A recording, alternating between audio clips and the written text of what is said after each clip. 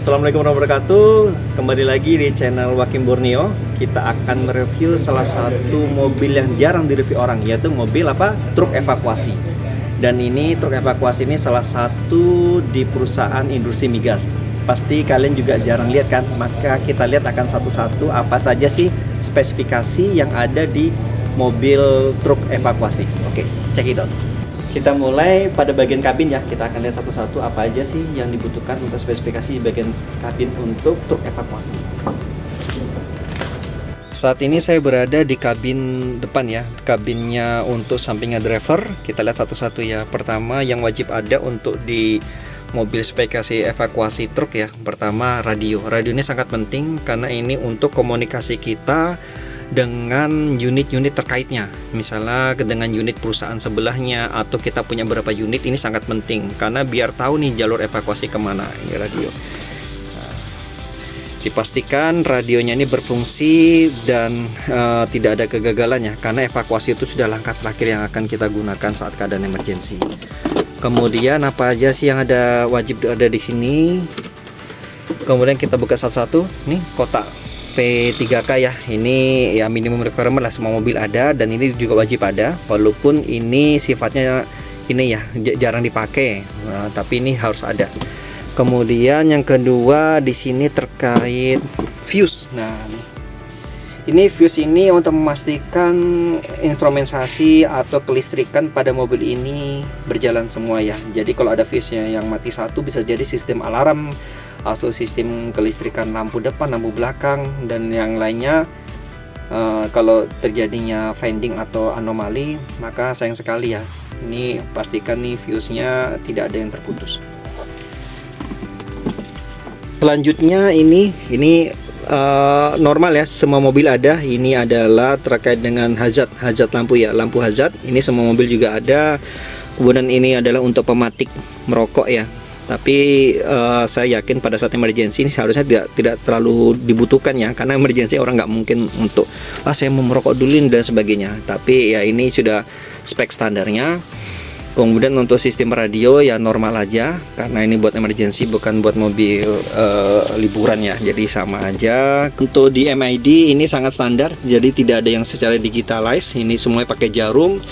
Dan itu juga nggak terlalu sangat penting ya untuk mobil evakuasi. Yang penting kita akurasi dari pembacaannya fuelnya, terus tekanan temperatur dari engine-nya dan lainnya, itu yang penting pas ya. Jadi ini nggak harus yang upgrade yang terbaru, tapi dengan spek ini sudah cukup. Ini beberapa misalnya kita akan melakukan modifikasi bisa di sini ya, bisa di custom, tapi yang ini kita masih spek standar, jadi tidak ada pengcustoman. Kemudian untuk kaca kita belum menggunakan power window, jadi masih manual engkolan ya. Dan ini juga nggak masalah untuk mobil evakuasi, sekali lagi karena ini untuk mobil evakuasi aja.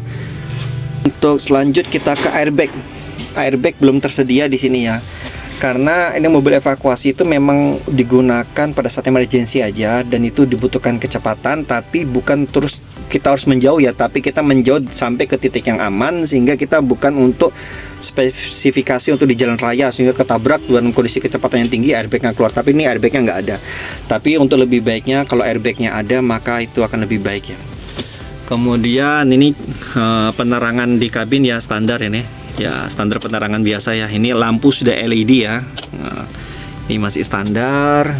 Masuk ke transmisi masih manual ya, tapi manualnya berbeda dengan mobil lainnya. Biasanya yang R itu adalah di angka 5 ini, tapi ini yang R adalah seperti di angka 2, jadi agak berbeda sedikit ya. Jadi kita jangan salah juga. Dan yang pasti yang mengoperasikan atau driver menggunakan ini harus yang sudah tersertifikasi. Jangan sampai kalau dia drivernya sembarangan, kita mau selamat akhirnya tambah celaka semuanya. Untuk handbrake masih standar juga, dia masih sistem tarik ya, bukan pakai handbrake kaki. Jadi ini pakai handbrake-nya handbrake tangan, bener-bener handbrake ya, bukan yang pakai kick atau pakai kaki. Ini handbrake-nya standar. Kemudian di belakang sini ada kaca. Kaca ini fungsinya untuk siapa tahu ada komunikasi tertentu, harus ada yang transfer material dari sini ya. Ini untuk memastikan aja, tapi ini bisa kita tutup kok. Nah, jadi bisa secara manual dibuka atau kita tutup. Tapi sebaiknya ditutup. Tapi kalau kecuali keadaan emergensi, apa misalnya ada alat yang dibutuhkan dari belakang ke kabin depan sini, kita bisa komunikasi lewat sini. Untuk jumlah penumpang maksimum 3 orang ya. Pertama driver, ini driver yang selaku yang harus konsentrasi pada area jalan yang aman. Kemudian ada asisten driver ya. Asisten, kalau jika dibutuhkan lagi kita bisa bawa satu lagi, misalnya tim medis, satu asisten tim medis bisa di sini, atau dari pimpinan tertinggi setempat bisa di sini untuk menentukan arah mana evakuasi yang sudah disetujui yang tempat yang aman. Jadi maksimum adalah 3 personil, tapi lebih baiknya diisi 2% driver dan asisten driver.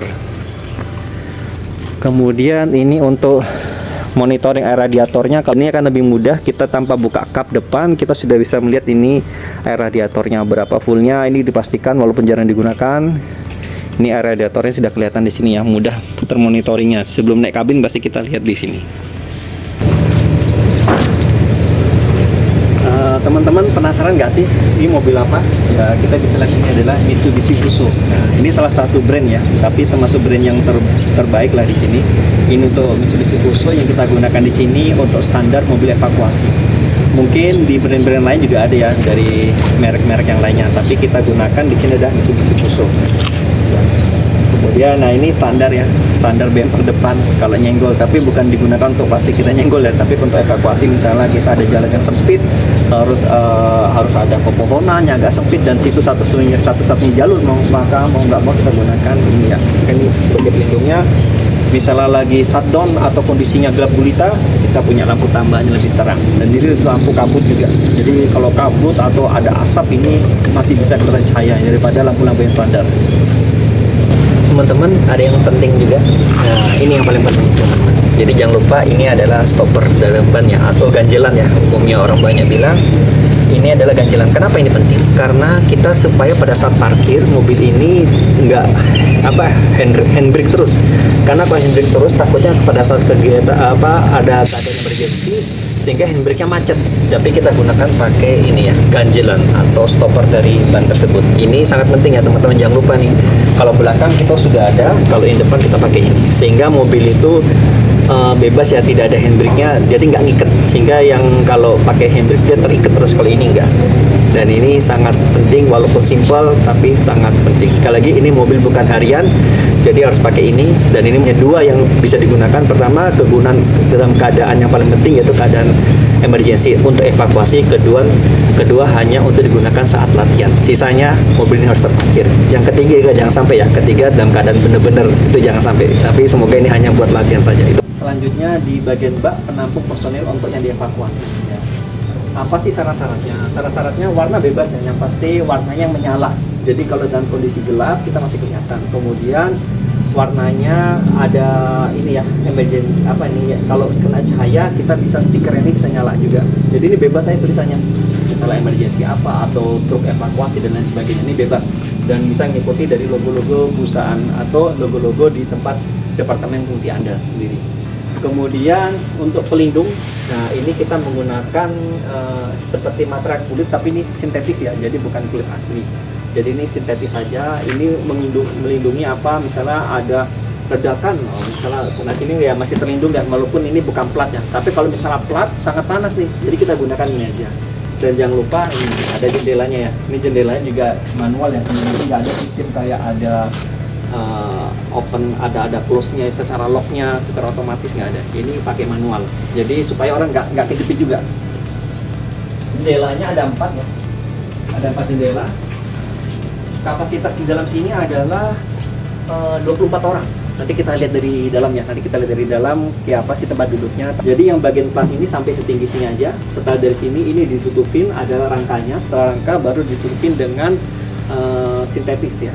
Jadi untuk kulit sintetis saja, dan itu sudah cukup untuk menahan keadaan emergensi. Jadi, ini apakah tahan panas? Ya, nggak tahan panas. Kalau tahan panas berarti bukan buat mobil evakuasi, tapi untuk mobil fight terhadap keadaan kebakaran. Tapi ini untuk evakuasi, jadi bukan ditempatkan ini ada kebakaran kita di situ terus enggak, tapi untuk evakuasi. Jadi dengan sintetis ini kita berdasarkan asesmennya ini akan kuat kalau menahan ledakan, tapi nggak kena ledakannya ya, tapi kena percikannya atau menahan panas yang sekilas saja. Jadi bukan untuk terpajang panas dalam waktu yang sangat lama.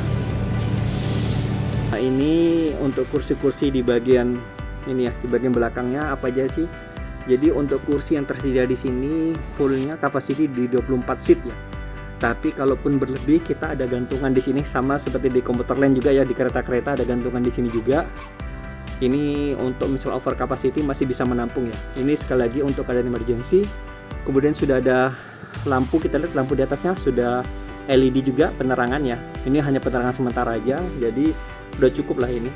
Nah ini ada kerangka tadi seperti saya bilang, kerangkanya atasnya masih flat ya, jadi kuat kalau menahan ada tumpukan atau bahan material yang jatuh. Untuk di sampingnya itu kerangka aja, tulangan, selain tulangan ini tadi kulit sintetis. Oke teman-teman, kita sampai di season terakhir. Sekali lagi ini adalah bukan mobil penumpang, bukan mobil harian, dan juga bukan mobil untuk rekreasi. Jadi fasilitasnya sangat terbatas, tapi minimum kita bisa mengcover dalam keadaan emergency. Sekali lagi ini adalah mobil untuk evakuasi. Jadi namanya mobil evakuasi wajib kuat, tapi ketahanannya bukan evakuasi sampai ratusan kilometer, enggak juga ya. Mungkin evakuasi hanya 10 km atau hanya 5 km, evakuasi sampai pada titik kita menjauh dari titik bahaya.